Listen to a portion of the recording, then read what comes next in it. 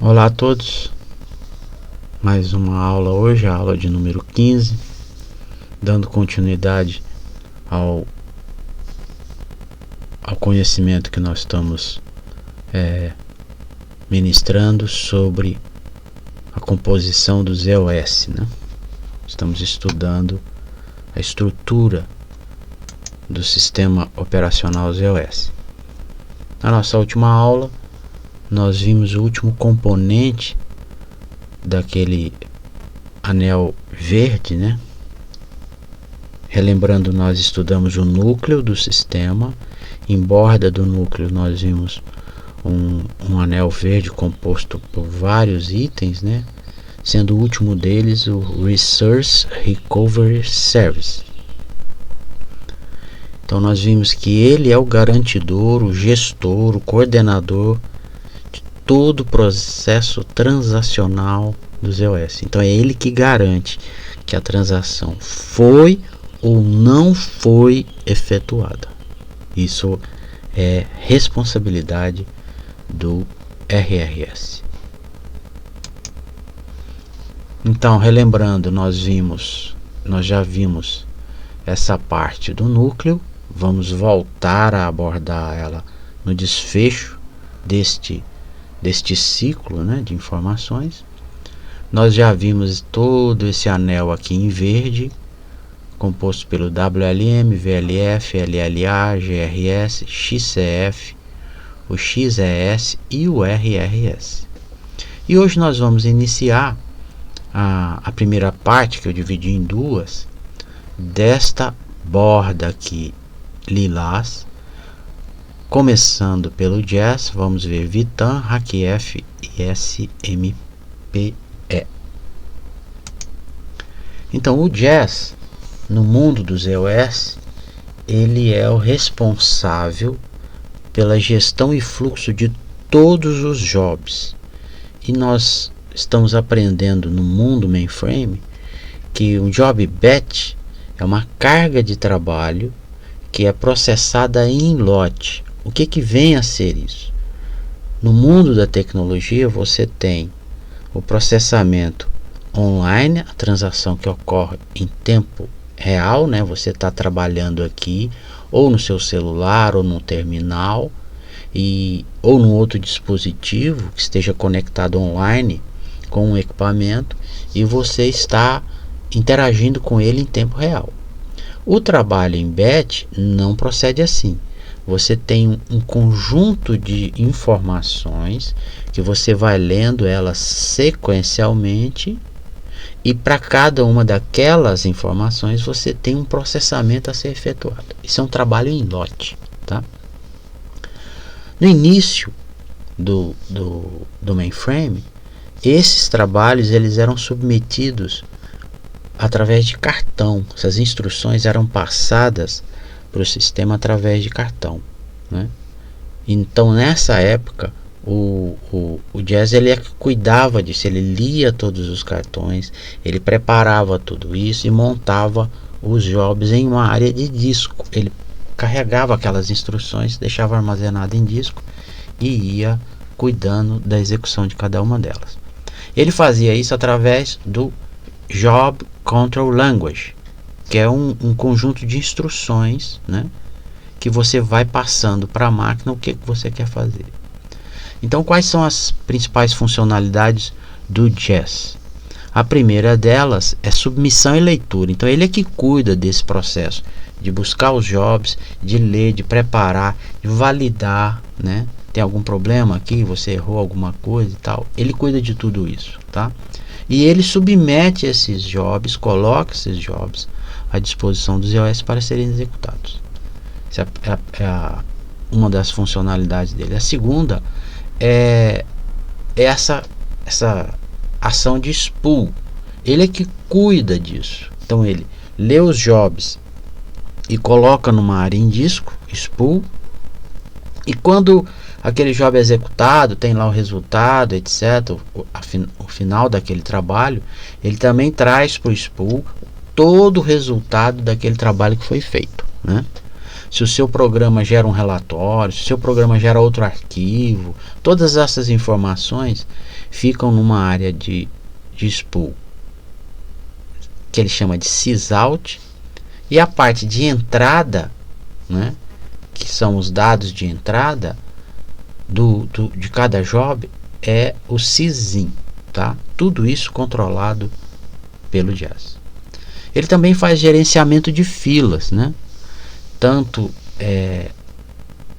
você tem os jobs, nós vamos estudar isso quando estivermos vendo os jobs. Os jobs eles recebem uma classe, né? Então cada classe ela vai para uma determinada posição e fica aguardando para ser executado aquele job. Então nessa visão geral aí, ó, nós vimos o Jazz, ele cuida dos cartões jobs, ele cuida do que chama de internal reader, que antigamente a internal reader era um equipamento que lia os cartões. Hoje a gente não tem mais isso, né? Mas ficou o conceito de internal reader, que pega a informação do JCL e prepara, né, nas filas, já monta tudo, como vocês estão vendo nesse gráfico aqui, ó. Este gráfico, por exemplo, eu tirei daquele livro que eu achei muito interessante, esse gráfico, essa imagem, naquele livro que eu passei para vocês, né? Introdução à Arquitetura de Mainframe e aos Sistemas EOS, lá na página 74. Aliás, eu recomendo que todos tenham esse livro, né, como consulta, para apoiar no entendimento dessas questões aí.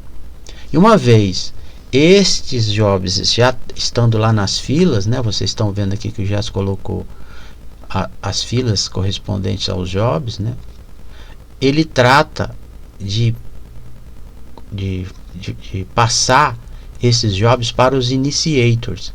Cada fila vai ter uma instrução de inicializar o job, pegar o job e colocar ele lá para ser executado pelos EOS, tá? Em resumo, o Jazz ele atua no início, que é a leitura e agendamento, e no fim, que são os relatórios de saída do ciclo dessa tarefa, desse trabalho em lote que nós acabamos de mencionar. Outro item importante aí é o VTAM. VTAM de Virtual Telecommunications Access Method. Ele é um subsistema essencial no mundo mainframe e ele gerencia as comunicações de rede. Ele implementa o protocolo SNA, que é um protocolo muito robusto dentro da arquitetura dos EOS. Ele controla dispositivos, terminais e sessões de aplicativos. Por exemplo, quando você está numa transação SIX, por trás dessa transação que está ocorrendo, tem o VTAM como um monitor, um gestor aí, né? Porque ele está fazendo suporte a redes, Advanced Peer-to-Peer Network. Então ele cuida dessas duas questões. Ele implementa o SNA e ele facilita, né, essa interação com a PPN, né? Principais características e funções do VTAM é o controle da rede. Então ele gerencia terminais, controladores e adaptadores. Ele vai gerenciando isso, né? Vai observando o que está chegando, o que ainda já foi atendido. Ele é o gestor dessa parte de fluxo dessas informações dentro do ambiente do MVS. A outra questão que nós já vimos é ele conecta as áreas de SNA e a PPN. Com isso ele permite essa comunicação em diferentes domínios de rede. Então é um produto muito crítico dentro do mundo MVS, exatamente por causa disso, né? E nós nunca deixamos de falar aqui que comunicação, rede, aquela estrutura que nós vimos lá no início, os canais de comunicação Isso é vital para o ambiente do MVS funcionar de maneira adequada e responder de forma eficiente a tudo ao qual ele está sendo submetido. Comandos de operação: são utilizados comandos como display para ver status, vary on, vary off para ativar ou desativar recursos, né? Integração, então tem todo um histórico aí, né? O Vitan tá nas entranhas aí, né? Da parte de comunicação do ambiente MVS, do ZOS, de tudo isso que nós já estamos vendo isso desde quando começou o curso. O Vitan ele está presente em todas essas instâncias aí. Operação e definição, né? Definições Vitan. As redes são definidas por meio de tabelas e instruções específicas, né? Então ele vai controlar, vai registrar ali num arquivo, né, tudo aquilo que ele está controlando, o que está ligado com quem, e os pontos, as estações. Isso é papel do Vitan fazer isso. O gerenciamento, né? Os operadores utilizam esses comandos Start Modify para controlar a rede, isso dentro de instruções que eles têm lá preparadas, né? Quando se mapeou a rede, quando se estruturou a rede, ele sabe aonde é que tem que mexer, fazer o start, fazer modify para tornar aquilo funcional. E também o papel de diagnóstico, porque no mundo de redes, as informações que estão passando de um lado para outro, estão chegando, estão saindo, elas precisam ser monitoradas, né? Para você poder descobrir quando ocorre algum problema, né? Algum evento que parou a comunicação, essas coisas. E eles fazem isso através de rastreamento, né? Que são os traces. É uma área de atuação do Vitan. Então nós vimos que o Vitan ele é fundamental dentro desse ambiente do ZOS, né? Para garantir esta funcionalidade nesse ambiente carregado de operações em tempo real, né? Transações online. O outro agente importante, item importante no conceito do ZOS, é o RACF, Resource Access Control Facility.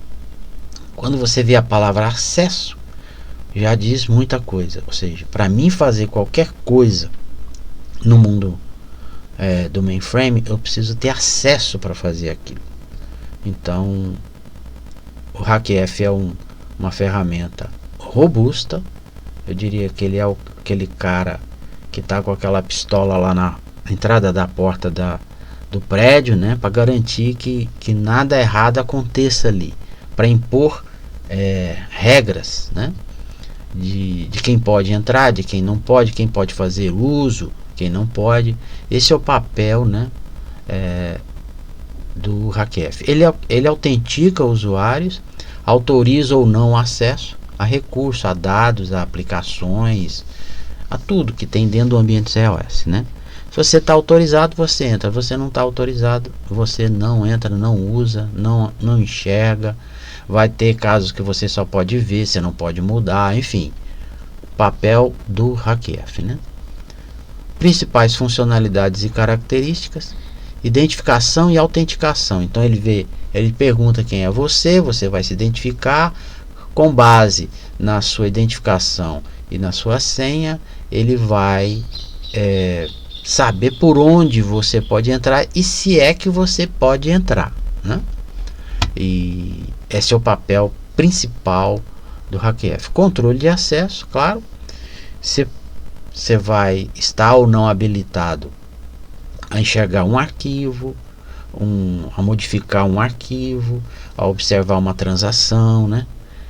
E assim ele controla quem pode só ver, quem pode alterar e principalmente quem pode excluir, né? A gente sabe que exclusão de informação no mundo de tecnologia é crítico, né? E também ele permite, né, você auditar e gerenciar através de relatórios, né, uma série de questões que envolvem a segurança para você garantir, né, conformidade, todas essas coisas que envolvem segurança de informação. Nesse papel, né, como é que ele executa isso? Geralmente o HackF ele tem perfis de usuários, de grupos e recursos. Então ele sabe que aquele usuário participa daquele grupo e aquele grupo pode ou não pode acessar tais e tais recursos. Em síntese, esse é o modelo que o HackF usa, né? Quais são os componentes, né? O HackF ele faz parte do Security Server para as EOS, né? E que é um componente aí crucial, né? Utiliza essas classes de segurança para manter usuários e grupos, para garantir aquilo que você pode, o que você não pode e deixar registrado principalmente tudo aquilo que é feito dentro do sistema. Então o HackF ele foi introduzido em 76, né? E tem alternativas como esse ACF2 e Top Secret. Eu nunca tive nenhuma referência de onde é que é usado, já trabalhei em várias empresas, mas não, esses dois itens aí eu sei que existem, mas eu não sei quem é que utiliza. O HackF ele é a ferramenta de segurança do mundo mainframe, tá? Para proteção das informações. O outro agente fundamental no mundo dos EOS é o SMPE, que é o System Modification Program Extended. Então esse camarada é aquele cara que através dele eu posso efetuar, né, a instalação de produtos ou a manutenção de produtos que estão lá. Para aqueles que estão habituados em trabalhar com Windows, volta e meia você tem lá o Windows falando, não, você tem atualização para fazer. Então é aquele núcleo ali que é o responsável por atualizar o seu sistema operacional do seu computador pessoal. No caso do mainframe, você tem o SMPE. Então você passa uma instrução lá para o analista, eu preciso que seja atualizado o produto MQ, sei lá, né? Ou um outro produto qualquer lá que chegou uma correção, né? E geralmente essas correções, essas atualizações chegam enviadas pela IBM para que seja atualizado o produto, ou está corrigindo algum erro que foi identificado, ou está atualizando com novas versões, né? As principais funções e características, né? Instalação e manutenção, porque num ambiente onde tem os EOS funcionando, você vai precisar ter essas rotinas, vamos dizer, periódicas, né? Para poder gerenciar e manter seu sistema em dia, atualizado, né? E aí você controla cada item, você sabe se está qual a versão de correção que foi aplicada, qual que não foi, né? Então esse é o papel aí de instalação e manutenção. E também gerenciamento de dependência, porque quando você instala um produto, se ele tem relação com outros pontos do sistema, ele vai ficar, esse produto aqui, essa atualização você só pode rodar se a atualização do DB2 está em nível tal. Estão entendendo? Quando cria dependência de um produto com outro, quem gerencia isso é o SMPE. Então, as principais funções, né, e características do SMPE. Registro de mudanças, que é o CSI.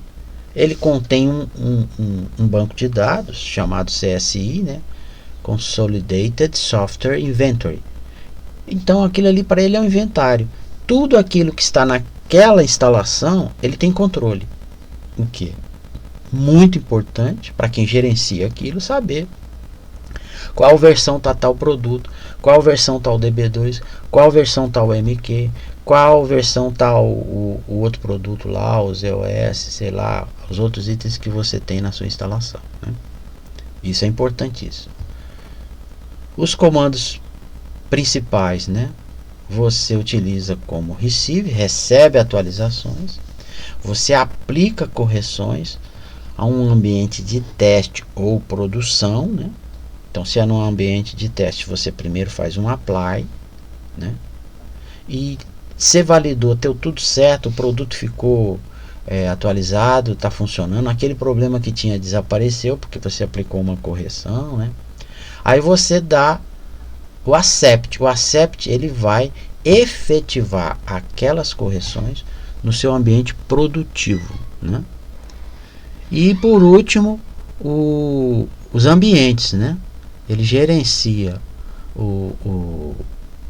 a sua solução de software, dividindo aquilo em zonas, né? Então nós vamos talvez mais para frente fazer uma abordagem um pouco mais específica disso daí.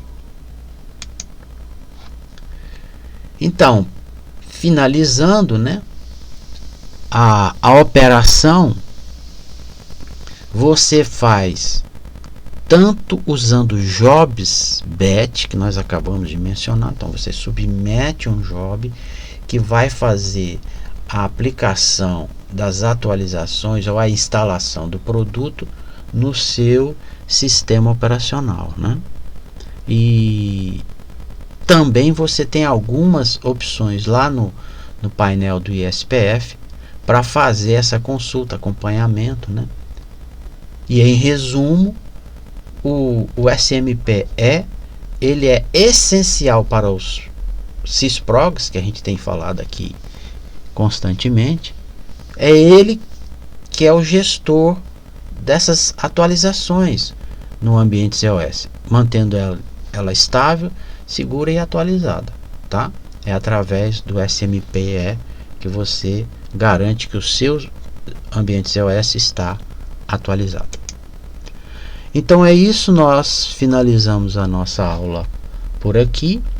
Eu agradeço a todos, e aqueles que tiverem interesse e tiverem disposição, esse e-mail que está aí, você pode contribuir com o nosso trabalho. Nós não cobramos nada por esse treinamento, mas se você quiser dar uma força para o nosso trabalho, a gente agradece. Até a próxima aula e obrigado.